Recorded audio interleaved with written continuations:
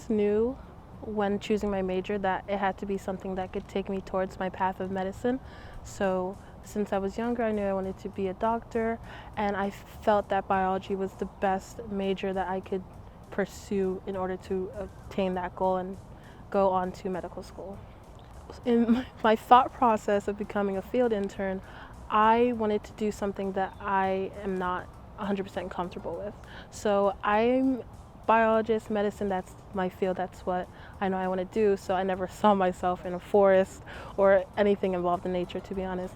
But looking at the field station and reading and just seeing what happens at Ambler, I thought it would be very interesting to go out of what I'm comfortable with and basically push myself and show that I'm versatile. I'm not just focused on medicine, and I can expand my knowledge about things other than medicine and biology. So my experience in the beginning was a little rough because again, this is not something I'm used to. So it was a little bit like physically demanding, climbing over rocks and just seeing all the devastation in the forest. It's kind of saddening. And there was an incident with tadpoles where I was very excited. I thought we were going to have thousands of frogs running around in the forest, and then I found out that natural selection is a thing and they all died.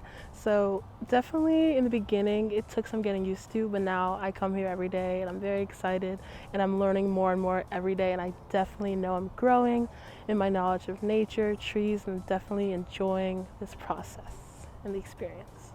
So with the census, as everyone is probably already aware, there was a tornado that went through this forest, and because of that we don't know what's alive. So the point of the census is to find the individuals that are still alive, ID them, if they're not tagged, to tag them, and basically see what's alive and just collect that data and see what's still thriving.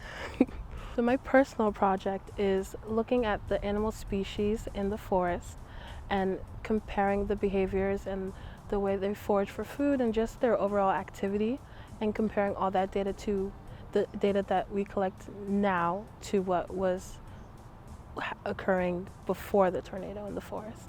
So basically I'm gonna have all that data and compare it to canopy loss and other things and other avenues that I'm exploring, but that's the focus of it, just the activity and the difference, and if there is a difference, which I believe there is and there will be.